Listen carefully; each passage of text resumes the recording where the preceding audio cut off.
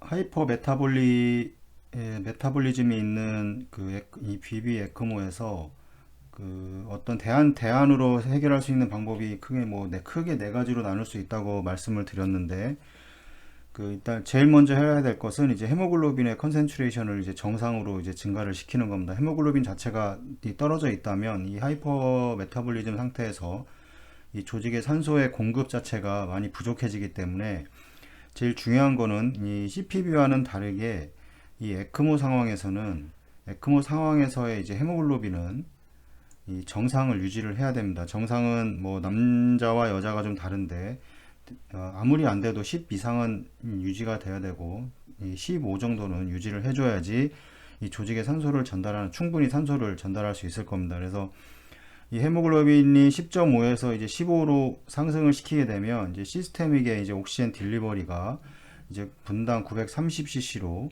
아트리얼 세츄레이션을 95%로 상승을 하게 되고 이 비너스 세츄레이션이 80%로 상승해서 이 환자에게 안정적인 산소 공급이 이제 가능해질 겁니다. 그래서 이제 하이포메타볼리즘은 뭐 그래프도 말씀을 드렸지만 이게 정상이라고 그러면 여기에 이제 2배 가까이 이렇게 증가를 해서 산소 공급이 필요해지기 때문에 그런 상태에서도 마찬가지로 이 첫 번째 방법은 가장 필요한 방법은 이 헤모글로빈을 RBC를 주입을 해서 컨센트레이션을 정상으로 증가를 시키는 겁니다. 그래서 이 상황에서 이제 DO2와 BO2의 레이시오가 이제 한 4.6대 1로 되는데 보통은 이제 5대 1에 가깝게 이제 유지를 하게 됩니다. 정상은 5대 1인데 최소 3대 1 이상은 이제 유지를 해줘야지 메타볼릭 엑소시스가 발생하지 않게 됩니다. 이제 혐기성 대사를 진행을 하지 않기 때문에 이제 충분히 산소가 공급이 되고 있기 때문에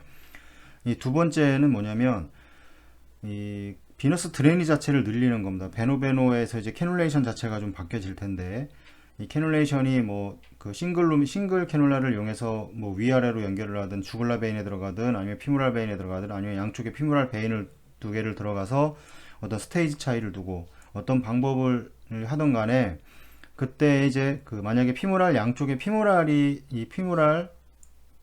이제 베인이 두 개가 들어가 있다고 하면 한 개는 이제 주글라 베인에 이제 삽관을 해서 두 개로 드레인을 하고 하나는 피무랄로 이렇게 넣어주는 겁니다. 그렇게 돼서 플로우 자체를 이제 여기서 설명을 드렸었지만 이 카디악 아웃풋 자체를 늘려버리면 산소 공급이 좀 부족해도 분당 공급되는 산소가 늘어나기 때문에 이제 어느 정도의 충분한 산소를 공급해 줄 수가 있습니다. 그래서 이 비너스 드레이지 자체를 두 번째 대안은 비너스 드레이지 자체를 늘려서 이 다른 캐놀라를 이제 삽관을 해서 주글라 베인에 삽관을 하든 아니면 또 다른 이제 피무랄 베인에 삽관을 하든 이제 두 개 중에 하나를 선택을 해서 이 서킷 플로우를 이제 4리터에서 뭐 5리터로 뭐 10.5로 유지를 첫 번째 예시였던 이제 헤모글로빈을 10.5로 기본적으로 이 정도 유지를 한다고 했을 때 이제 4리터에서 5리터로 증가를 했을 때도 이제 산소의 공급량을 증가시키게 됩니다.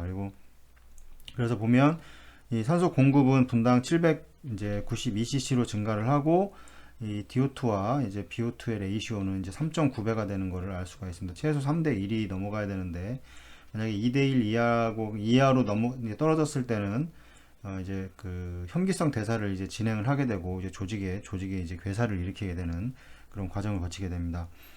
세 번째 대안은 이제 마지막 예를 들었던 이 하이퍼메타볼리즘 상태에서 이 BO2가 250에서 이제 200으로 낮추는 겁니다. 이게 하이퍼메타볼리즘이라는 거는 이 BO2 산소의 소비량이 이제 증가를 한 거, 조직에서 산소의 소비량이 증가를 한 거기 때문에 만약 열이 나는 환자라던가 이런 환자들에서는 이제 메타볼림 자체가 이제 증가를 할 수밖에 없기 때문에 그거에 대안으로 이제 환자의 체온을 이제 낮추거나 어느 정도 낮추거나 아니면 이제 파랄라이즈를 시키는 겁니다. 뭐 약을 써서 어떤 근육 이완제를 보통 많이 써서 이 근육을 완전히 이완을 시키게 되면 이 메타볼림 자체가 이제 증가를 하지 않습니다. 실제 CPB 과정에서도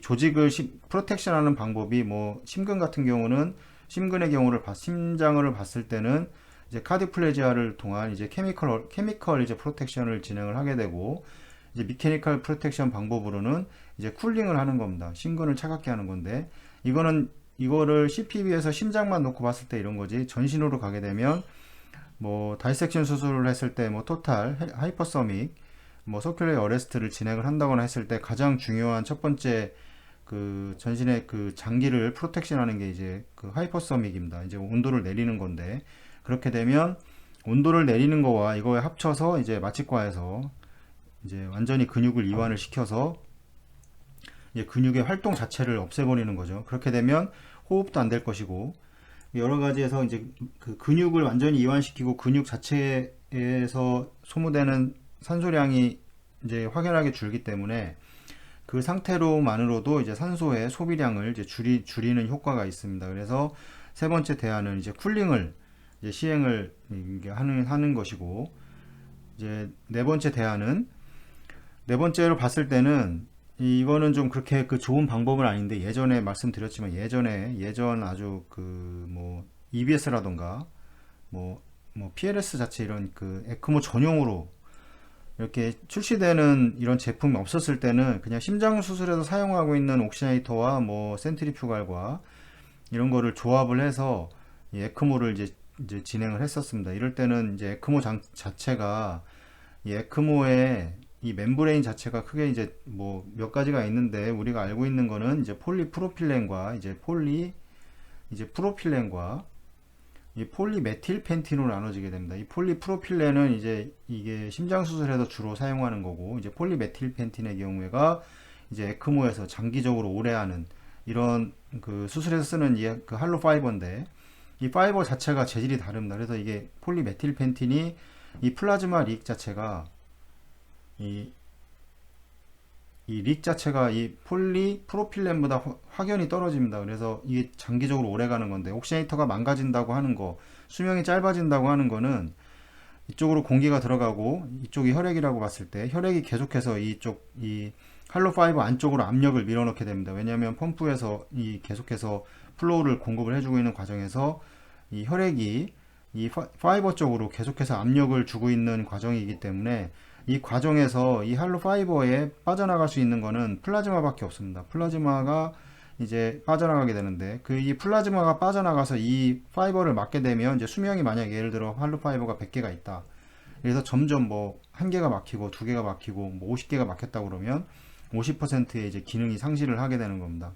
그래서 옥시네이터가 점점 이제 CO2의 제거라든가 이 O2의 공급 자체가 이제 떨어지게 되는 이런 증상들을 보이게 되는 건데, 그래서 이제 그 가스 익스체인지 서페이스를 증가시키기 위해서 예전에 잘 막혔었기 때문에 이제 옥시네이터를 뭐 2개를 연결해서 이렇게 이제 병렬로 연결을 해가지고 사용을 한다거나 뭐 이런 식으로 했던 이제 그런 예전의 기억이 있습니다. 그래서 지금은 뭐 그런 일은 거의 없는데, 그래서 이제 가스 익스체인지에 이게 뭐냐 2.5라 그러면 이게 2.5니까 이게 5 이 스퀘어미터가 되겠죠. 그러면 이제 공급해 줄 수 있는 산소의 양이 증가하기 때문에 이 다른 멤브레인을 추가하는 방법이지만, 이제 O2의 공급은 여전히 이제 플로우에서 이제 제한이 되기 때문에 2.5 늘어났다 하더라도 플로우가 뭐 5리터라고 하면 큰 의미는 없는 겁니다. 그래서 이거는 하나의 어떤 대안이 될 수는 있지만 큰 이렇게 도움이 되지는 않습니다. 그래서 그 이제 익스트라 코포리알 플로우와 이제 헤모글로빈 사이의 교환은, 이래서 이제 이런 관계는 여기서는 이제 아까 그 전에 설명드렸지만 뭐 이렇게 뭐 80kg의 남성 환자에서 예를 들고 있지만, 대부분 이런 관계는 모든 환자에서 다 비슷하게 적용이 됩니다. 그래서 이 에크모와 그 CPB에서는 어떤 그 목적을 가지고 수열 자체를 많이 줄입니다. 많이 사용을 하지 않으려고 이제 많은 노력을 하지만, 에크모 상태에서는 CPB에서는 이제 수술을 진행을 해서 이제 환자를 상태를 좋게 만들기, 수술을 해주면 환자 상태가 좋다는 어떤 그런 대부분 그런 결론이 나오죠. 근데 에크모의 경우에는 거의 환자가 이제 그 심장 자체의 기능 자체가 없거나 렁의 기능이 없는 상태, 아주 정말 크리티컬한 상태이기 때문에 에크모에서는 어떤 뭐 이런 거보다 수혈에 대한 부작용을 걱정할 그런 상황은 아닌 겁니다. 그래서 CPB와는 완전 다른 상황이기 때문에 이 에크모에서는 이 정상 헤모글로빈을 그 맞춰주기 위해서 이 수혈을 적극적으로 진행을 해야 됩니다. 그래서 여기 보면 헤모글로빈과 플로우, 이제 그 ECLS에서 플로우에 대한 어떤 관계가 있는데, 산소 공급을 뭐 분당 40cc를 해준다고 가정을 했을 때, 이 15, 헤모글로빈이 15였을 때는 플로우가 2.6, 이제 2.6 정도이고, 만약에 헤모글로빈이 8이었을 때는 더 높아야 되겠죠. 왜냐하면 이 관류량 자체를 늘려서, 이제 속도, 그 관류량 자체를 늘려서 공급하는 이제 그 양을 더 증가를 시키는 겁니다. 이제 공급량을 더 증가를 시키는 거고, 헤모글로빈이 15라면 이제 그 상대적으로 플로우가 좀 낮아도 이 산소 공급을 유지를 하는데 충분히 하다, 이런 식의 이제 표를 이렇게 하나 나와 있는데, 이런 표를 이용을 해서도 만약 10 정도다 그러면 이렇게 보시면 뭐 한 4.6 정도를, 이제 4.6 4600 이제 뭐 밀리리터를 분당 공급을 해줘야 될 겁니다. 이런 식으로 이런 표도, 이런 도움이, 여기 지금 에크모에 나오는 이 표들이 좀 몇 개 있는데, 그런 표들은 상당히 좀 도움이 됩니다. 이 그래프도 마찬가지고, 그 이제 표가 다 도움이 되기 때문에 이런 표를 보면서 그 이제 뭐 BO2가 이제 얼마이고, 이럴 때 실제 이제 그 O2의 공급량은 얼마이고, 이런 것들을 이제 알 수가 있기 때문에, 바로 눈으로 확인할 수가 있기 때문에 이제 에크모 운영 과정에서 많은 도움이 될 겁니다. 이제 옥시네이션은 이제 비비 에크모에서 이제 옥시네이션은 이제 이건 좀 이론적인 건데, 다 뭐 이론이긴 하지만, 이 비너스 엑세스 캐놀라와 이제 그 멤브레인 렁의 사이즈, 이제 베노 아트리얼보다는 베노에서 이제 사이즈가 훨씬 큰, 우리나라에는 다 비슷한데 외국은 더 큰 사이즈가 있습니다. 실제 이 멤브레인 렁의 사이즈와 이 헤모글로빈, 중요한 이제 헤모글로빈 이제 컨센트레이션 등의 이제 조합으로 이 레스팅 상태에서 산소 소모량이 이제 120cc를 유지할 수 있도록 이 산소 공급을 유지하거나 이제 상승을 시켜줘야 됩니다. 산소 소모량이 이제 120cc라고 하는 거는, 이거를 5대1로 봤을 때 공급량은 이제 600cc가 돼야 될 겁니다. 이런 식으로 해서 이제 5대1의 이제 비율을 맞춰주려고 노력을 해야 되고, 이 어떤 여건이 맞지가 않을 때는 최소 3대1 이상을 유지를 할 수 있도록, 그래서 그 전에 말씀을 드렸지만 뭐 플로우를 올린다던가 헤모글로빈을 올린다던가 이제 여러 가지 방법을 통해서 이런 그 공급과 소비의 이제 레이시오를 이 어느 기준 선 이상으로 유지를 할 수 있도록 조절을 해줘야 됩니다. 그래서 이 멤브레인 렁은 이제 정상 헤모글로빈이에서 이제 조직에 가장 많은 산소를 이제 전달을 해줄 수가 있고, 그래서 사람마다 다 정상 범위가 있는 겁니다. 그래서 CPB에서는 이제 그런 정상 범위를 그 깨고 이제 그 히모다일루션이라는 과정이 들어가기 때문에 이 정상을 유지를 해서도 안 되고, 왜냐하면 이 헤모글로빈 자체가 너무 높아오면 회로에서 이제 손상이 그 혈액의 손상 자체도 너무 크기 때문에 이 그 CPB와 그 에크모에서는 전혀 다른 개념이기 때문에 그거를 같이 생각을 하시면 안 됩니다. 그래서 이 블러드 플로우 및 이제 산소 공급과 관련한 이제 중요한 변수들을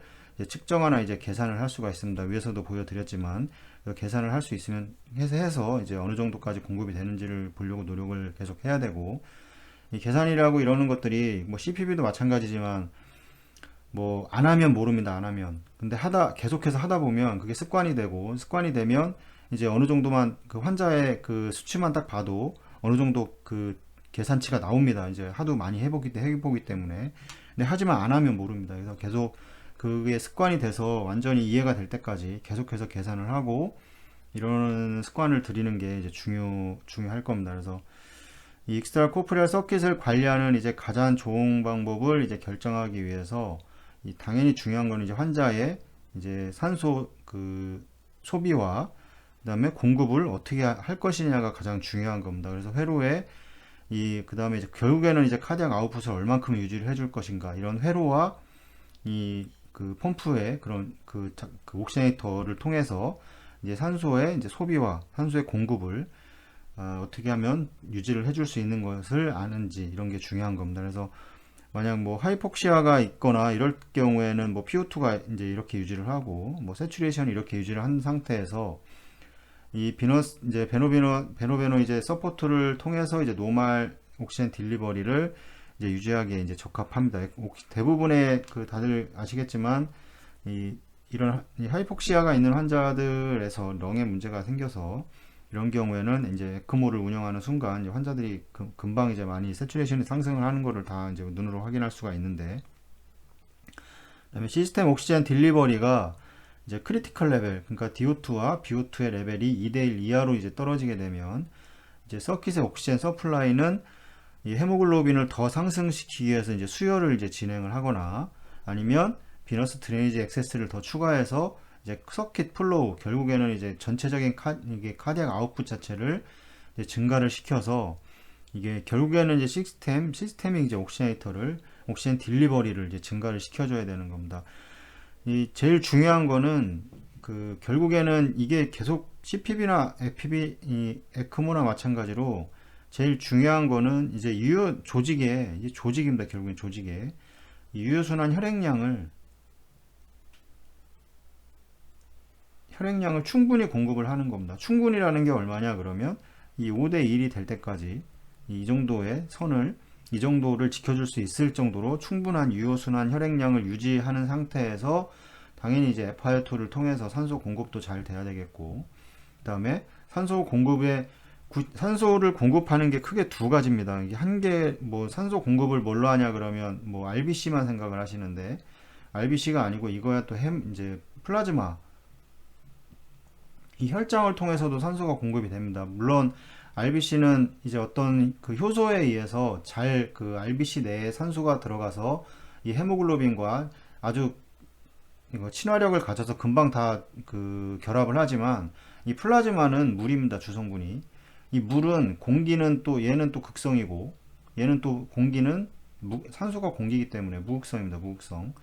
극성과 무극성은 잘 결합을 할 수가 없습니다. 그래서 플라즈마에는 이 산소가 농화는 가는데 그 비율이 5% 정도밖에 안 됩니다. 나머지 95%가 어떻게 산소가 운반이 되냐면 이게 헤모글로빈에 의해서 이 적혈구에 내에 이제 헤모글로빈에 의해서 이제 95%가 전달이 되기 때문에, 그러면 헤모글로빈만 있으면 돼야 되는 거냐? 이제 그건 아니고 이제 이게 적혈구가 있다고 봤을 때 나머지 이게 혈장이고 이제 RBC라고 했을 때 이 혈장에 있는 O2가 제일 먼저 이제 조직으로 이제 유입이 되면서 이게 이제 연쇄적으로 이제 RBC까지 들어가게 되는 겁니다. 그래서 혈장에 있는 우리가 알고 있는 혈장은 공기가 이 물에 녹아 있기 때문에 이게 압력으로 그 얘기를 하는데 이건 밀리미터 머큐리죠.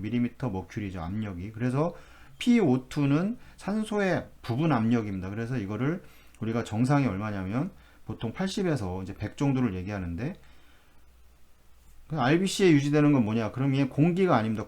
왜냐면 RBC가 헤모글로빈에 유입이 돼서 이 공기의 성질 자체가 이제 그 변했기 때문에 공기로 나타내지 않고 이 헤모글로빈에 결합되어 있는 거는 이제 퍼센트로 나타내게 됩니다.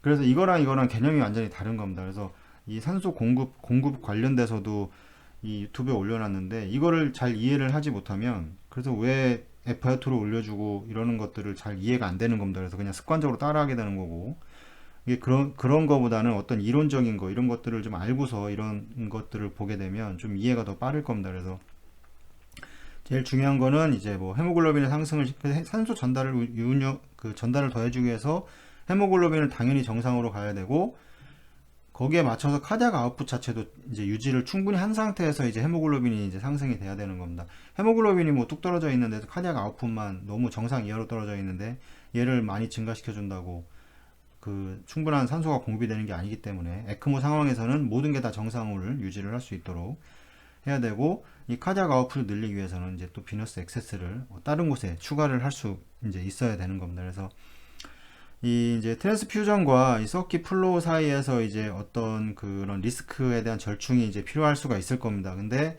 이제 멤브레인 렁은 이제 정상 헤마토크릿 레벨에서 이제 적정 기능을 유지를 하기 때문에 에크모 상황은 이제 클로즈 시스템입니다. 클로즈 시스템과 이제 오픈 시스템이라고 보통 두 가지로 나누는데, 클로즈 시스템은 이 회로의 혈액 자체가 이 혈액이 이 공기와 직접적으로 접촉이 있느냐 없느냐입니다. CPB는 그 오픈 시스템이라고 얘기합니다. 근데 CPB 같은 경우는 리저버라는 곳에서 공기가 직접적으로 결합이 되고 있죠. 그래서 공기가 직접적으로 결합을 하게 되면 이제 어떤 그 코아뷸레이션 캐스케이드가 활성화되면서 이제 응고가 빨라지게 되고, 근데 하지만 에크모의 경우에는 뭐 회로를 보시겠지만 이 회로 내에서 이제 운영이 되기 때문에 공기와 직접적으로 접촉하는 구간이 거의 없습니다. CPB에 비해서. 그래서 이제 뭐 헤파린도 더 많이 쓰게 되는 거고, 이제 이런 여러 가지가 있기 때문에 그 정상 레벨을 유지를 해야 되는 겁니다. 그래서 헤모글로빈도. 이제 그런 것들을 좀 이해를 하시고, 그다음에 이제 BA 에크모와 다르게 BB 에크모에서는 이런 리서큘레이션이라는 과정이 생기게 됩니다. 이거를 이제 최소한 어떻게 줄일 수 있으면 제일 줄이는 방법이 제일 좋을 텐데, 그래서 우리나라에서는 사용할 수가 없는데 외국에서는 이제 그런 이런 리서큘레이션 자체를 줄이기 위해서 캐놀라를 만들어서 실제 그렇게 운영을 하고 있고, 근데 우리나라는 사용할 수가 없어서 이제 지금 현재 하는 방식으로 사용되고 있는데, 이 BB 에크모 운영 과정에서 이 베나카바 이제나 또는 이제 RA에 드레인된 혈액을 다시 이제 또 비너스 시스템으로 재주입하는 과정에서 이 반환된 혈액 일부가 네이티브 블러드 플로우와 이제 믹싱되기 전에 이제 서킷에 다시 들어가 버리는 겁니다. 그래서 이런 거를 이제 리서큘레이션이라고 얘기를 하는데, 이 리서큘레이션은 재순환되는 양에 따라서 이제 익스트라 코포리얼 플로우를 이제 감소를 시키게 됩니다. 뒤에 예를 들었지만, 이 토탈의 서킷 플로우가 에크모 플로우가 5리터이고, 만약에 재순환이 20%, 여기에서 5리터니까 1리터 정도가 이 재순환이 된다고 하면, 실제 환자에게 공급되는 이제 그 산소화된 혈액은 이제 4리터만 공급이 되게 되는 겁니다. 그래서 이거를 줄이는 게 더 효과적이라는 거는 이렇게 알 수가 있을 겁니다. 그래서 리서큘레이션의 이제 결정 요인이 이제 뭐냐면, 제일 중요한 거는 이제 캐놀라의 이제 생김새죠. 캐놀라의 타입입니다. 캐놀라가 어떻게 생겼냐. 보통 이제 이렇게 이게 RA라고 그러면 이게 SBC라고 그러고, 이걸 IBC라고 했을 때 캐놀라가 이렇게 들어와서 드레인을 하고, 이 SBS 주글라 베인을 통해서 SBC 통해서 이제 이렇게 공급이 되게 되는데, 이제 여기에서 이제 리서큘레이션이 생길 수가 있는 겁니다. 이런 식으로 이제 여기가 이제 트라이컵시드비드가 RB로 넘어간다고 했을 때, 그 나머지 5리터면 5리터가 와서 이렇게 넘어가면 제일 좋겠지만, 그게 아니고 이 5리터를 드레인을 해서 5리터가 들어와서 이제 나머지 1리터는 일로 들어오고 이제 4리터가 일로 가게 되는 겁니다. 이제 이런 식으로 해서 나는 여기서는 펌프에서는 5리터로 플로우메타에서 측정이 되지만, 이 실제 들어가는 거는 4리터가 들어가기 때문에 1리터가 이제 실제적으로 이제 산소 전달을 못하는 이런 과정을 거치는 게 이제 리서큘레이션 라인이고, 이 퍼센테이지가 이제 줄어야지 더 효과적일 겁니다. 그래서 이 캐놀라 타입에 따라 틀리게 된 거고, 당연히 이제 위치도 다르게 됩니다. 만약에 이렇게 피모랄 베인과 아테리로 이제 이건 에올타고, 만약에 이제 RA에 이제 대충 그려보면, 왜냐면 피모랄 베인 양쪽에 이제 피모랄 베인을 통해서 이렇게 들어오고, 하나는 스테이지 차이를 두죠. 그래서 이게 이제 밑에 있는 게 이제 들어와서 이게 드레인이 되는 거고, 다른 쪽에 피모랄 베인을 통해서 이제 위쪽으로 이렇게 올라와서 들어온 건, 이거는 이제 퍼퓨전이 되는 건데, 그러니까 이 차이, 이제 만약에 위치가 이게 또 거의 비슷하다, 이런 과정은 좀 이제 문제가 생기는 겁니다. 그래서 이제 피모랄 베인 두 개로 놨을 땐 스테이지 차이를 두는 이유가, 이게 리서큘레이션을 방지하기 위해서 이제 그런 이제 과정을 거치게 되는 거고, 근데 위치에 따라도 당연히 달라지겠죠. 그래서 이런 이제 이거와 이제 이거의 합이 전체적인 이제 카디악 아웃풋이라는 걸 이게 결정이 되는 거고, 위에서도 설명을 드렸지만 이거에 대한 계산이 또 가능해졌었고, 투 사이트 싱글 루멘 캐놀레이션, 그러니까 투 사이트가 두 개인 겁니다. 그러니까 피모랄 베인 두 개를 사용을 하든, 아니면 하나는 피모랄이고 하나는 이제 주글라 베인을 이용을 하든, 이 투 사이트 캐놀레이션, 이 루멘 캐놀레이션에는 항상 이제 베나카바 플로우가 서킷 드레이니지보다 적기 때문에 일부는 이제 재순환과 관련이 이제 항상 생길 수밖에 없습니다. 이거를 최소화할 수 있는 이 방법을 이제 찾아야 되는데, 그래서 이제 외국 같은 경우는 3사이트 이제 싱글루멘 캐놀레이션은 이제 보통 어떻게 되는 거냐면, 사이트가 3개인 겁니다. 하나로 들어가는데, 보통 주글라 베인으로 이제 캐놀라 외국 이제 책에서 보시면 확인할 수 있는데, 이렇게 이게 IBC고 이게 RA라고 했을 때 주글라 베인으로 들어와서 캐놀라가 이렇게 위치를 하는데, 홀이 여기에도 있고, 그 다음에 여기에 있고, 여기에 있습니다. 근데 여기에선 두 개가 드레인이 되는 거고, 근데 일로 이제 퍼퓨전이 되는 거고, 이거에는 이제 이렇게 되게 되면 이제 리서큘레이션 자체가 많이 줄어들겠죠. 이제 그 얘기를 하는 겁니다, 이게.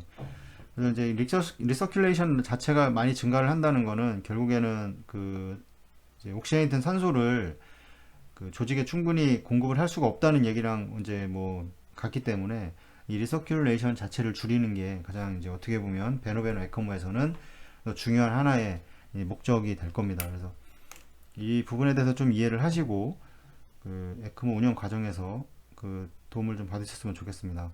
다음에 또 계속해서 말씀을 드리도록 하겠습니다. 감사합니다.